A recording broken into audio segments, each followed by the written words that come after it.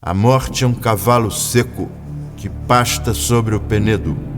Ninguém o doma ou esporeia, nem à boca lhe põe freios. À noite, sob o nevoeiro, é que flameja o seu reino. Não o da luz que viu Goethe ao cerrar os olhos ermos, mas o da espessa cegueira, o dos ossos no carneiro e o da carne atada às teias, sem alma que se lhe veja. Ouço-lhe os cascos de seda, são tão fluidos quanto a areia que escorre nas ampulhetas ou o sangue no oco das veias. A morte escoiceia a esmo, sem arreios ou ginetes. Não tem começo nem termo, é abrupta, estúpida e vesga, mas te embala desde o berço, quando a vida, ainda sem peso, nada mais é que um bosquejo que a mão do acaso tateia. Na treva lhe fulge o pelo, e as crinas se lhe incendeiam. Em cada esquina ela espreita quem há de tanger ao leito, e ninguém lhe escapa ao cepo. Tiranos, mártires, reis, ou até antigos deuses, por mais soberbos que sejam. Embora só traga o preto, em seu corpo duro e estreito, com ângulos que semelham os de um áspero esqueleto, a morte é estrito desejo. Deita-se lânguida e bêbeda, a lenta espera daquele que a leve sôfrego ao êxtase.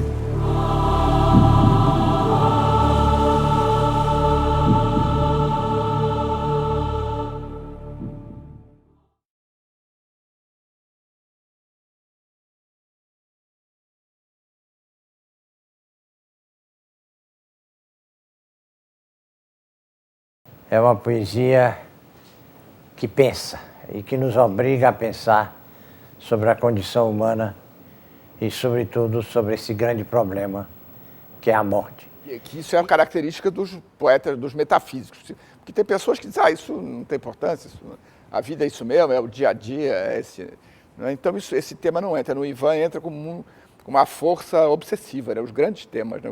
Os grandes temas da vida humana. Isso é uma coisa que marca a obra do Ivan, né? Quer dizer, essa presença da morte, essa reflexão sobre uma certa falta de sentido da existência, né? Quer dizer, é uma indagação que há em diferentes poetas, mas nele é muito marcante, né?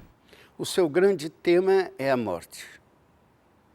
Agora, a linguagem não. A linguagem é concreta. Que reflete muito, não apenas sobre a condição do homem, mas sobre o fato de estarmos aqui, não sabemos de onde somos provenientes, nem para onde vamos. Ele, aliás, dá a resposta que não vamos para lugar nenhum.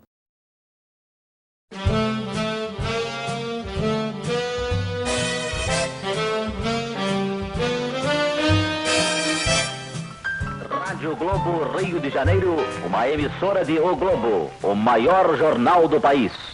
São 20 horas e 25 minutos. Os japoneses atacam a base norte-americana de Pearl Harbor. Agora, é curioso como a guerra marcou a minha infância.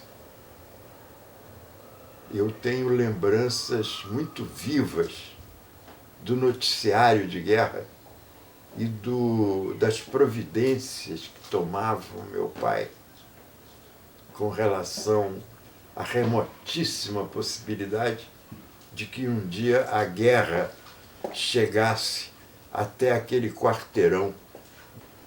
Então havia o blackout. Eu me lembro do meu pai colocando cobertores nas janelas, ou então a gente indo para a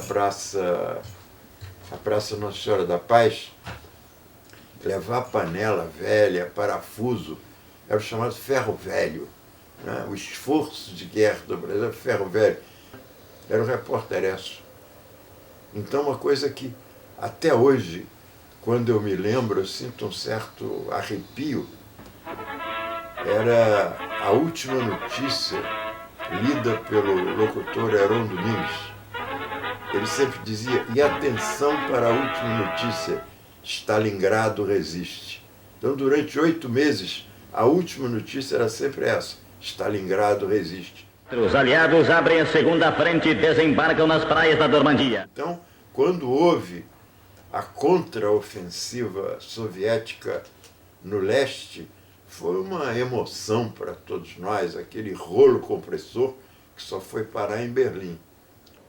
O meu pai, ele declamava muito aqueles poetas românticos da segunda geração. Eu vi meu pai. Era um prodígio que encantava madonas e meninos, e numa esfera aprisionara um grifo. Eu vi meu pai. Era um dandy e um mendigo. Foi-se embora à tardinha. O céu se desfazia em púrpura e agonia. Já se foi. Agora é lágrima e vertigem.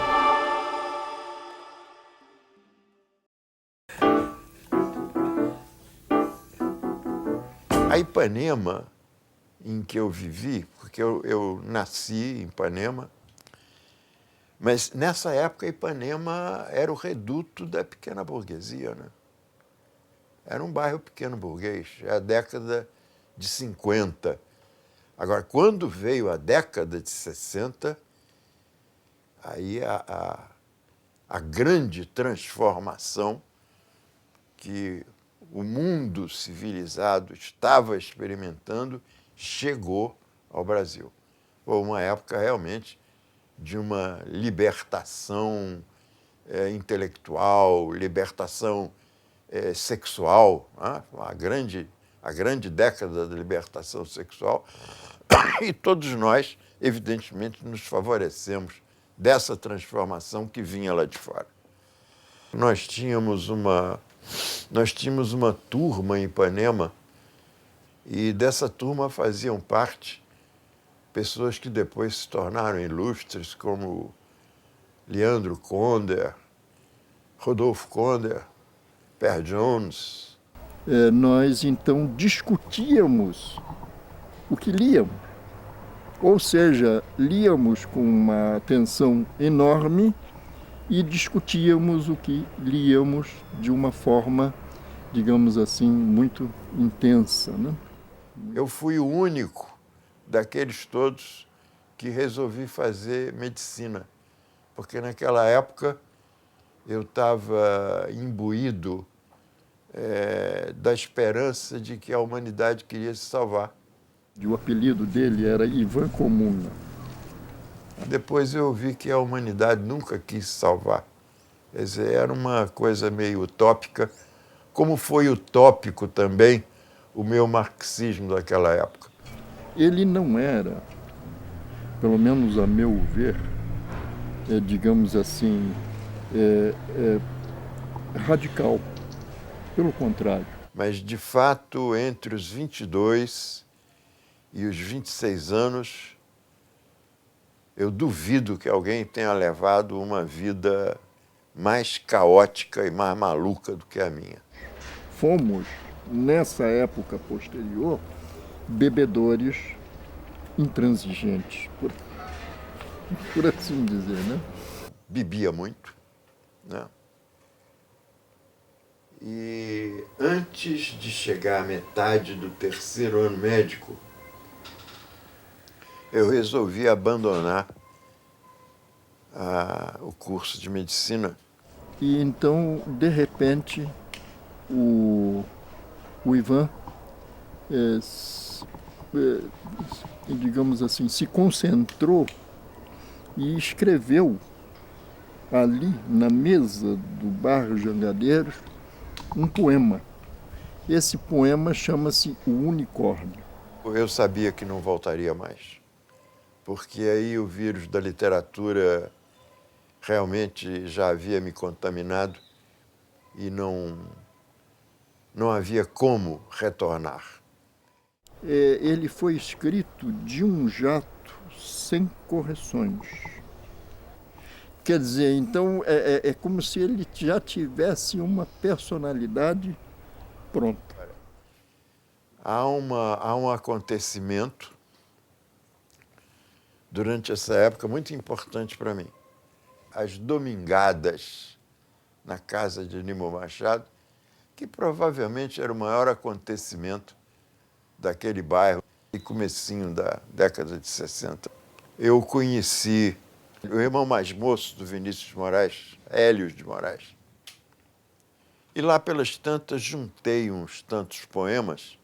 Eu tomei a liberdade de pedir ao Hélio que levasse ao Aníbal aquele conjunto de poemas. 15 dias depois, o Hélio virou-se para mim e disse: olha, o Aníbal quer te conhecer. Mas ele pede que você não vá na domingada. Você vá sábado à noite à casa dele. Então eu fui lá, sábado à noite, tremendo dos pés à cabeça, né? E nessa noite de sábado, de 1957, eu costumo dizer que o Aníbal me coroou o poeta. Ele disse coisas maravilhosas da poesia do iniciante e dizia que a minha poesia lembrava ele Rimbaud. E eu fiquei envergonhadíssimo, porque em 1957 eu ainda não havia lido nada de Rimbaud, né? Artigo 19º. Todo homem tem direito à liberdade de opinião e expressão. E era realmente uma época de uma convulsão político-social no Brasil muito grande. A barra estava realmente muito pesada. E eu tive amigos que morreram nessa época. Um deles com quem eu trabalhei na enciclopédia Delta Larousse, e esse menino acabou sendo fuzilado ali próximo à igreja Santa Margarida Maria, na Fonte da Saudade. Quer dizer, pessoas com as quais eu trabalhava na enciclopédia Delta acabaram se envolvendo profundamente com a reação ao golpe de 64. Alguns foram exilados, outros morreram.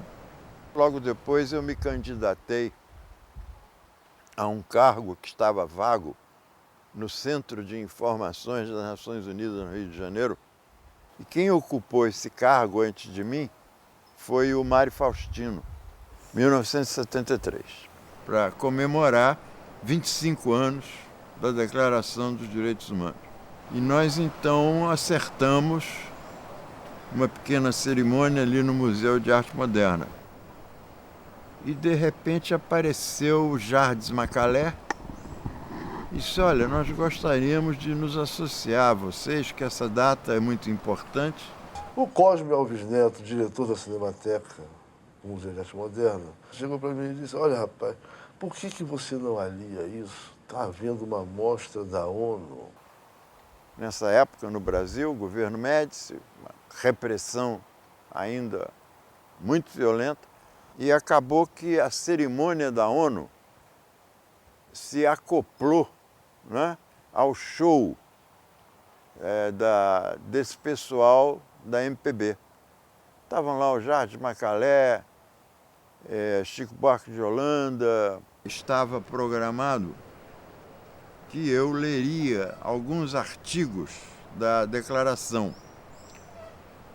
E nós tivemos que liberar o texto da declaração na censura. Onde tinha a palavra tortura, degradante, as coisas, eles censuraram. Artigo 5º. Ninguém será submetido a tortura, nem a tratamento ou castigo cruel, desumante ou degradante. Nós tivemos que obter da censura um carimbo, né, autorizado, porque o Brasil era signatário da Declaração Universal dos Direitos Humanos. Mas para que eu lesse aqueles artigos em público, ela teve que ser carimbada pela censura, o que é uma coisa inacreditável. Artigo 23º. Todo homem tem direito ao trabalho, à livre escolha de emprego, a condições justas e favoráveis de trabalho e a proteção contra qualquer desemprego.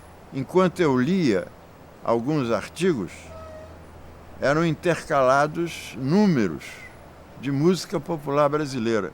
Escutar você torcer de volta a chave na fechadura da porta. Aquela multidão crescente, cada vez mais participante. Quando nós saímos do museu, nós poderíamos tomar qualquer palácio de governo. E o Museu de Arte Moderna foi cercado pela polícia. Então eu não sabia se saindo dali eu seria preso ou não. O que seria uma coisa muito pequena acabou se transformando num verdadeiro protesto contra as condições políticas em que vivia o Brasil naquele momento. Todo homem que trabalha tem direito a uma remuneração justa e satisfatória que lhe assegure, assim como a sua família, uma existência compatível com a dignidade humana e a que se acrescentarão, se necessário, outros meios de proteção social. A partir desse espetáculo absolutamente inusitado de música popular brasileira e artigos da Declaração dos Direitos Humanos, se converteu num disco, um LP duplo, que foi batizado de O Banquete dos Mendigos. É uma década que consolida a minha condição de escritor. A partir dessa época que eu volto a publicar ininterruptamente, quase, poesia, ensaio e tradução. E as suas traduções de Baudelaire são magistrais. Magistrais a sua tradução de Eliot. Para ficar apenas nesses dois poetas. Quer dizer, eu havia dedicado à poesia de Eliot cerca de uns 3 ou 4 anos da minha vida. E com As Flores do Mal eu fui perder ou ganhar mais 5. São dois poetas muito difíceis de traduzir e por motivos diferentes. Em Baudelaire, porque há toda um trabalho de sons na língua francesa que nem sempre pode encontrar uma reprodução semelhante em língua portuguesa, mas que o Ivan Junqueira consegue habilmente e, sobretudo, poeticamente fazer. Como eu já disse, o Eliot é um dos meus poetas de eleição, tanto assim que anos depois eu viria a traduzir a obra completa dele. E no Eliot já é distinto. E trata-se de dar uma extensão ao verso em língua portuguesa que não seja maior do que aquela extensão que está em língua inglesa. A influência do Eliot foi muito marcante, porque o Eliot é uma espécie de divisor de águas. O Eliot está situado na raiz da poesia moderna do século XX. Cada verso de Eliot é como uma onda que vem sobre a praia e o Ivan consegue fazer isto extraordinariamente bem. No início dos poemas que compõem o ciclo da Rainha Arcaica, eu não sabia ainda do que eu estava falando. Eu sabia que eu estava falando de uma rainha antiquíssima. No segundo poema eu já começo a tomar um pouco de consciência de que personagem eu estou tratando. E no terceiro, então, eu adquiro a plena certeza de que eu estou lidando com o mito de Inês de Castro. Na verdade, eu não escolhi nada. Eu acho que, na verdade, a gente nunca escolhe nada. A gente sempre é escolhido. O Ivan professa um materialismo que não é dele. É um materialismo de fora para dentro. Aquilo aconteceu no século XIV. Então, por que, 6 séculos depois, um poeta brasileiro se vê tomado pela alma e pelo espírito daquela época? De dentro para fora, ele é o poeta que não se acanha de abraçar o misticismo. A rainha arcaica é um mistério que eu tento, às vezes, explicar e não consigo. E, na verdade, eu nunca compreendi. É um poeta de uma linha intemporal, não é? Onde vão aparecer os grandes temas da vida humana. Não é um poeta que... Você tem, por exemplo, Ferreira Goulart, está atento ao dia a dia, né? O Ivan não é que não esteja, mas ele levita para essa área mais sublime, a gente pode dizer assim, né? Mas o Ivan é muito contido, né? É muito contido. Ele não é de altear a voz, né? Ele pode estar... A gente sente uma revolta, a gente sente uma questão doída por baixo de tudo, de todas aquelas palavras, de todas aquelas reflexões, mas ele não levanta a voz, ele não grita, ele não... É isso, quer dizer, ele é um poeta exigente, inclusive, é um poeta de uma exigência formal marcante, né? Esse rigor formal, quer dizer, ele é o reflexo de um rigor com relação ao que se está indagando. É uma série de perguntas. É uma poesia que faz perguntas o tempo todo, sem usar ponto de interrogação. Você não pode a vida inteira estar escrevendo poemas. Isso é impossível. O poema aparece na sua cabeça, pelo menos eu entendo assim, um pouco como um relâmpago dentro da noite.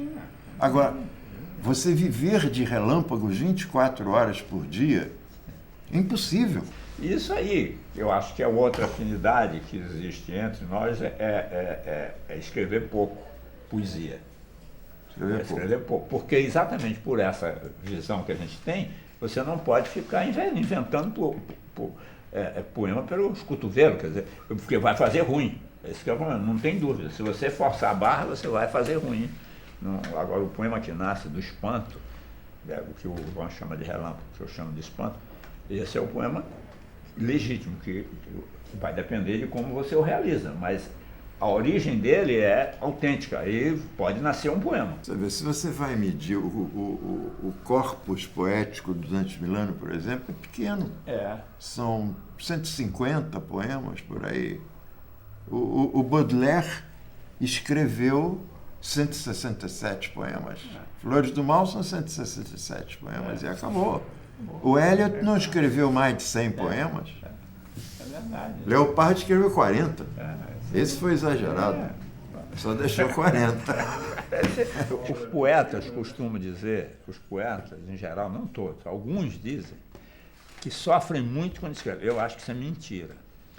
Tá entendendo? Primeiro que ninguém é obrigado a fazer poesia. Você faz poesia porque chega o momento em que você tem a necessidade de fazer. Então você faz, é o prazer de fazer. Nada me dá mais prazer do que eu fazer um poema, cara. O poema pode ser doído. Aquilo que me leva a escrever pode ser uma coisa doída, mas quando eu escrevo eu transformo em alegria, porque o próprio Eliot diz, eu escrevo para me livrar da emoção. É para me livrar. Tá entendendo? Não, porque dói, a emoção porque dói. Ninguém aguenta ficar 24 horas por dia emocionado. Aquele livro de 94, A Sagração dos Ossos, um dos livros mais dolorosos que eu já escrevi na minha vida, que eu estou falando da família que eu perdi toda em 8 anos. Mas quando você escreve, você está transcendendo aquilo. Exato, mas quando o poema fica bom, fica pronto e você desconfia que está bom, é uma alegria enorme. Que eu costumo dizer que é uma poesia de reflexão. O que o Dante Milano chamava de poesia do pensamento. E aí é que eu posso ser aproximado dessa vertente metapoética. Uma vez o Manuel Bandeira falando da poesia do Dante Milano, que é uma das grandes admirações do Ivan, Junqueira disse que é uma poesia pensamenteada, de pensamento. E é exatamente isso que caracteriza a poesia do Ivan. É que eu sou um homem que duvido muito. Eu cada vez, inclusive, tenho mais dúvidas, sobretudo com relação àquilo que alguém poderia chamar de verdade, né? A minha contribuição à literatura é só essa.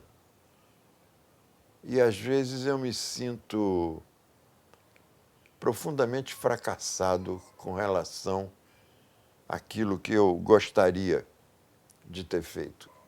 Mas o Tite de Lemos foi um grandíssimo poeta e um grandíssimo amigo meu.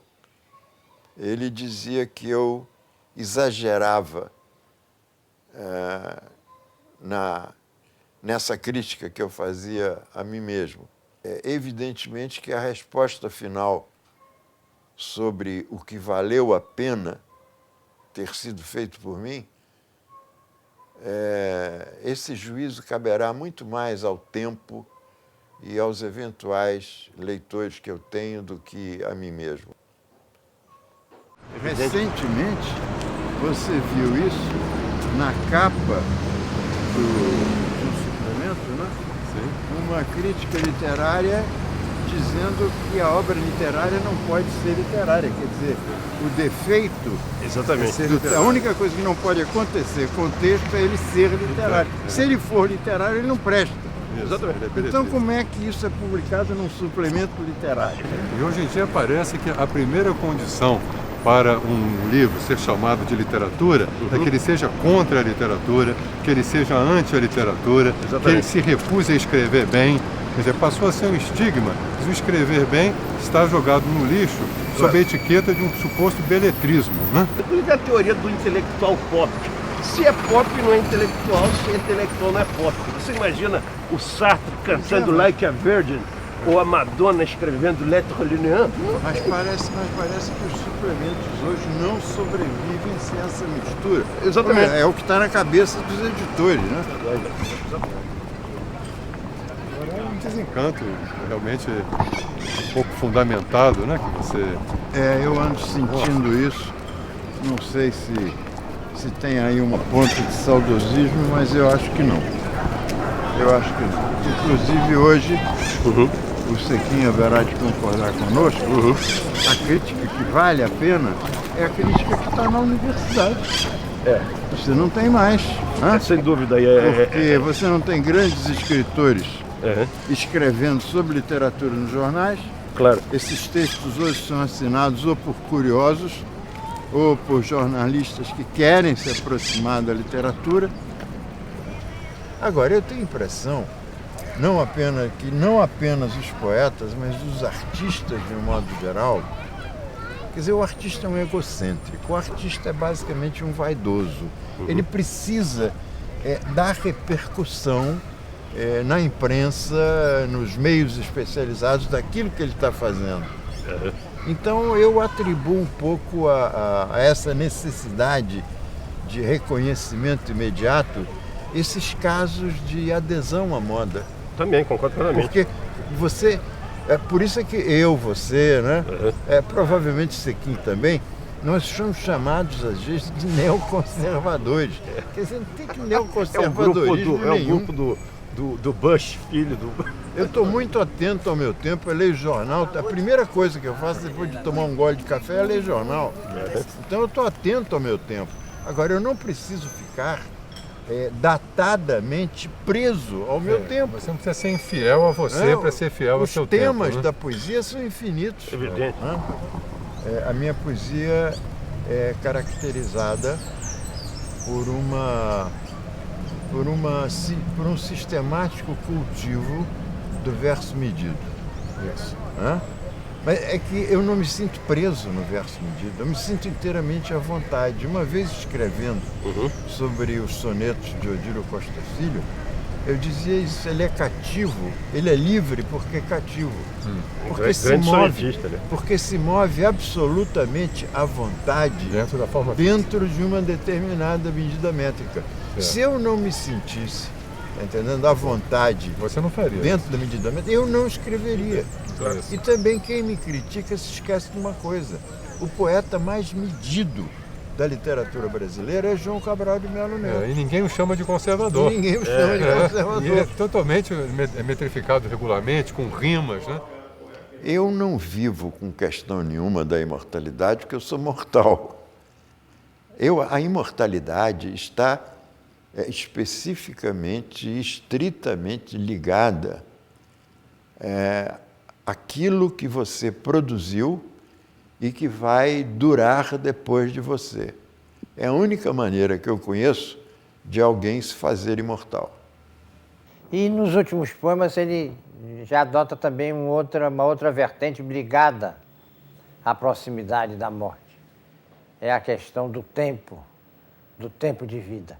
Ele tem, entre os seus últimos poemas, ele tem um que eu acho magistral, Eis que Envelheces, que eu colocaria em qualquer antologia da poesia de língua portuguesa.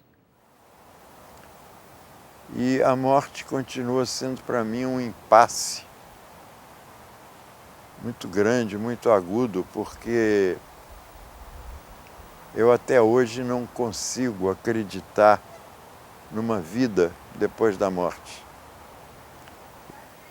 De modo que há um permanente sentimento de insatisfação, de desolação diante da vida.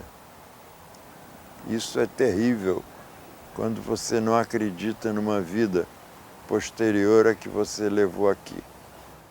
Essa situação é uma situação para mim aterrorizante. Eu penso seriamente em um dia voltar a acreditar em Deus para que essa situação seja mitigada.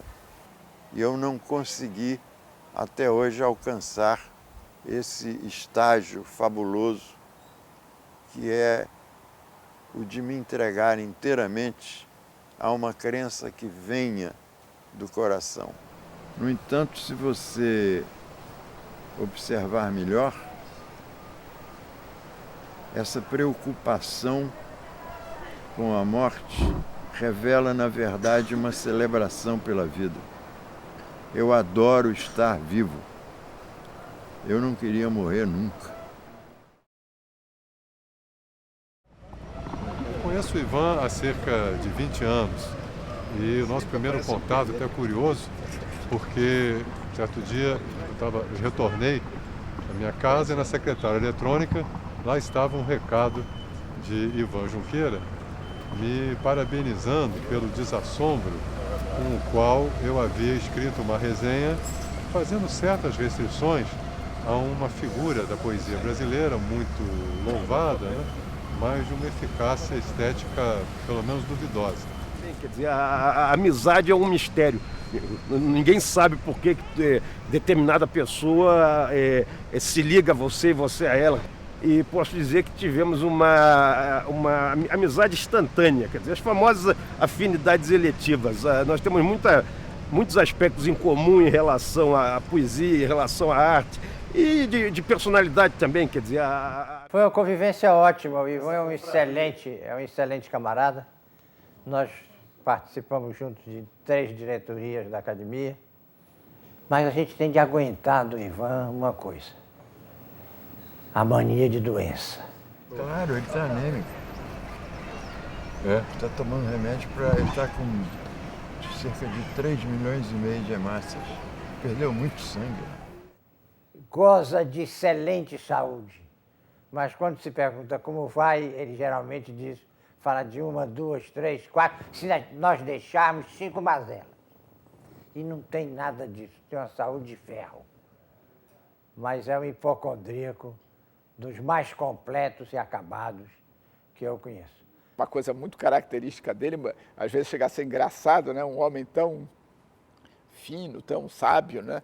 Mas de vez em quando ele explode em tempestades, como aquela tempestade que desaba no meio da Sinfonia Pastoral, né? Desaba aquela tempestade. Né? Então, por esse lado, seria Beethoven. Eu já vi o Ivan reger concertos de Beethoven, né? Toca o concerto e começa a reger. É muito engraçado, né? É uma surpresa, porque de repente... Agora, curiosamente, é um homem de muito bom humor, porque aquela aparência carrancuda dele é para ele soltar a piada. E sem anunciar que ela vai ser, solta a qualquer momento. Ele está de carrancudo, aí solta a frase que realmente provoca a gargalhada inesperada. faz um humor tipo inglês, mas com uma leve ponta de sadismo. Não é possível. Isso é verdade. Descalço agora estes sapatos e os pés que neles deambularam, cheios de pó, gastos, cambaios, são como agônicos andrajos que vieram dar, pálidos náufragos, à areia anônima das praias, tão ignotos quanto as mensagens que dormem no oco das garrafas, dessas que se arrojam de um barco cujo casco exausto faz água. Mas vede bem, quando eram ágeis, por muitas léguas se arrastaram e viram rios, várzeas, oásis, talvez até fluidas miragens. Viram reis, súcubos e mártires, como Simeão das colunatas. Galgaram íngremes escarpas e caracóis de árduas escadas. Pacientaram, mudos vassalos, na solidão das antessalas, onde ninguém nunca os olhava, fosse o mais ínfimo lacaio. Vagaram por ruas e estradas, dormiram em bancos de praça, abrigaram sórdidos calos e, muita vez, fétidas chagas. Treparam as bordas de um catre, onde, por ingênuos, julgaram haver alguém que os aguardasse para a glória e o êxtase do ato. Faltavam-lhes brilho e cadarços, mas lhes sobrava itinerário, e apesar disso nenhum mapa lhes acusa um único passo. Houve uma época, mais rara, em que, embriagados, bailaram, mas era parco aquele palco e ambíguo o compasso da valsa. Foram heróicos as batalhas, nas quais se disputava o nada, e nada trouxeram das valas, exceto uns artelhos quebrados. Hoje esquecem, trôpegos párias, sob os cupins de um velho armário. Eu vejo a face que não se desvela, esconde atrás de si uma quimera, uma infanta devassa e uma donzela, um cetro, um astrolábio, uma galera. Eu ouço a boca que o silêncio cela, o mudo solilóquio de uma fera, a voz que na garganta se esfacela, o passo e a pulsação de uma pantera. Eu sou a selva em que teus pés navegam, o rio cujas águas te carregam, o vento que te lambe a luz das trevas e despe esse pudor que dentro levas. Eu sou o que te sagra e te encarcera, teu servo e teu senhor sob esta esfera.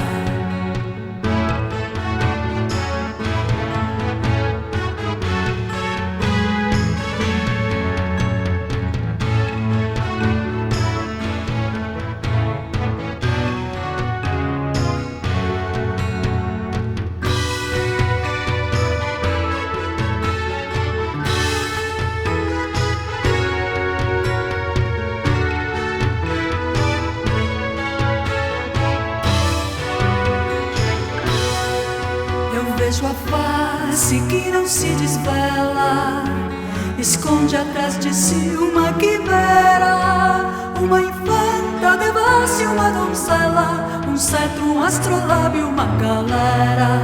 Eu ouço a boca que o silêncio cela,